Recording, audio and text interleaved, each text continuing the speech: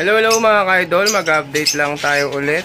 Naubos yung mga lutino natin na napa-harvest natin noong nakaraan. Ayan, bali natira na lang isang pares, reserve na po yan dahil papadala natin sa Monday yan kay Boss Elmer. Shoutout sa iyo, idol, sa pagkuha natin sa mga back-to-back lutino natin na sable. Ayan po, kasama na yung green opa na sable din na galing din sa kanya na bibili niya rin mga ka-idol. Tapos ayun pa, yung isang back-to-back sable din na lutino nandito. Ayan po mga ka-idol, oh. Reserve na rin po yan, kukunin niya sa grotto sa Jose del Monte, Bulacan mga ka-idol. Kaya yan, papagita lang natin.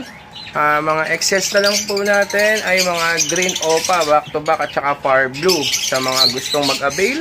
Ito po yung mga available natin. Tapos yan po, nakuha na rin yung opa pale follow natin na red factor. Bali natitira na lang natin ay green new wing opa, split pale follow red factor line. Tapos meron pa tayo na green opa na possible red factor po. Bali papares na lang natin yan sa green new wing natin na sex link hen. Kaya yan po yung pagpaparisan natin. Available natin yung green na lang na green split opa, split pale follow, red factor line. Bali, possible cock po yan pag nag-cock mga ka-idol. Ayan po yung mga available natin. Ayan po yung mga iba nating mga ibon na dito. Meron din ng mga reservation dyan, kaya hinihintay lang natin yung mga ano natin. Kasi papadala natin mga ibang ibon natin para tuloy-tuloy na yung pag-breeding process ng mga ibon natin dito. Marami na rin tayong mga ibon na nag-breed. Kaya mag-update lang tayo dahil papakita natin yung permit natin mga ka-idol na nakakuha na tayo ng permit sa DENR. Bali, kulang na lang sa atin ay CWR. For schedule na tayo para sa CWR. Bali, kailangan muna yung permit ng tatlong kailangan para magka-CWR ka. Ito po yung isa natin na permit ay tawag dito ay ito po, local transport permit, para pwede kang makapaglabas ng mga ibon kahit saan dako ng lugar mga ka-idol. Kung wala kang ganyan, hindi ka pwedeng magdala ng ibon sa mga iba-ibang lugar. Kasi pag wala kang ganyan, may chance na uhulihin ka ng DENR. Lalo na kung hindi nakarehistro ang ibon mo. Kung mga medium bird dyan, ay may chance na mahuli ka mga ka-idol. Kaya kailangan meron kang ganyan na permit. Ayan po, yung permit natin. Ayan, bali nakuha natin sa kay Sir Anthony Tuanyo. Bali siya yung gumawa sa ating permit na to. Ayan po yung pangalan natin mga ka-idol, oh. Ayan, bali naka-address po yan sa ating kung saan yung aviary natin mga ka-idol. Ayan, tapos may 20 quantity na lovebirds yung naka-declare dito. Bali 20 pares mga ka-idol yung mga naka-declare dito sa ating aviary na register natin sa DENR. Kaya yan po. Tapos meron pa dito mga ka-idol, papakita natin. Bali mga copy na po ito. Tatlong copy na nakaselyo. Kaya kinagandahan kahit may ito for inspection report of wildlife mga ka-idol. Hinihintay lang natin ma-inspect yung mga ibon natin someday.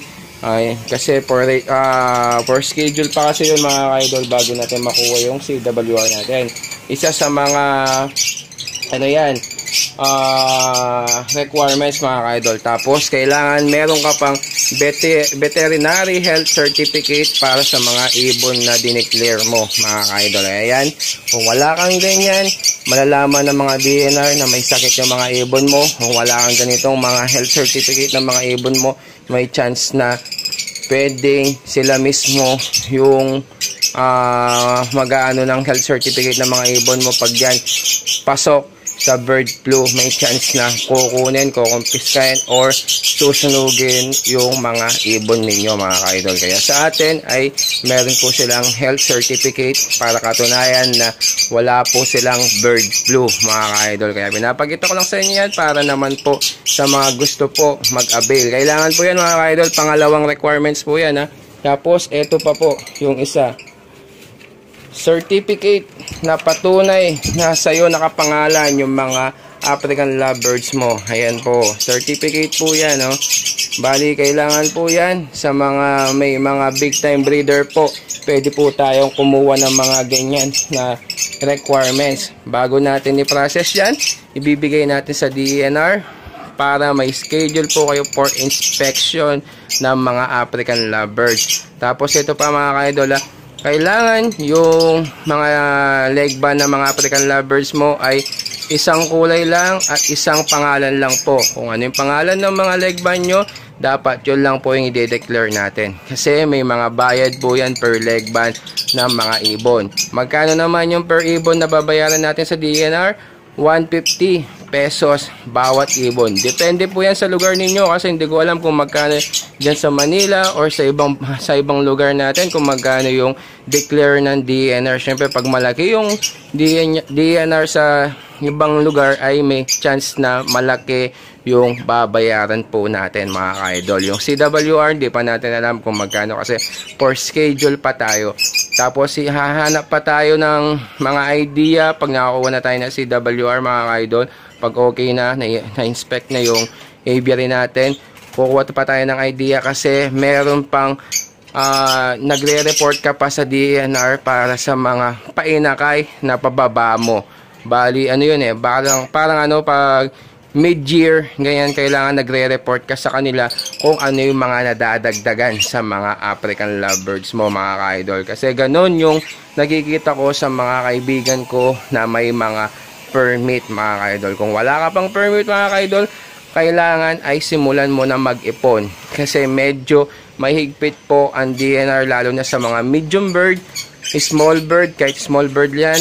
Kung colorum ka, wala kang permit, nakita ng mga DENR, may nakasalubong ka mga DENR na ganyan, may chance na huhulihin ang mga African lovebirds mo. Confiscate na, makukulong ka pa, magmumulta ka pa. Gusto mong mangyari sa iyo yun mga ka-idol. Kaya habang maaga pa, kailangan ay gumawa ka na ng paraan mo.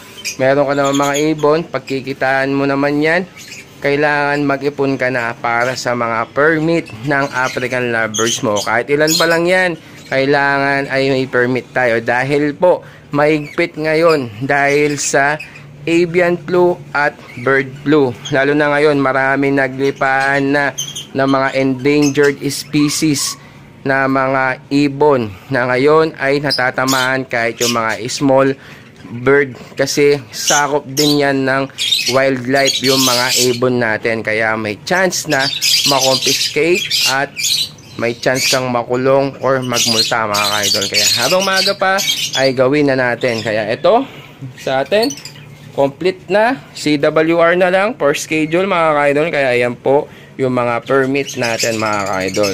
Nag-update pa ako after siguro mga after 1 day, mag-update tayo. Meron na naman tayong pang-harvest na mga pababang mga sable lutino mga ka-idol. Soon yan mga ka-idol para sa mga gustong mag-avail. Marami tayong i-out na mga breeder natin kasi mag-upgrade na po tayo ng mga back-to-back project Dan Palo or Opa Dan Palo dito sa ating aviary.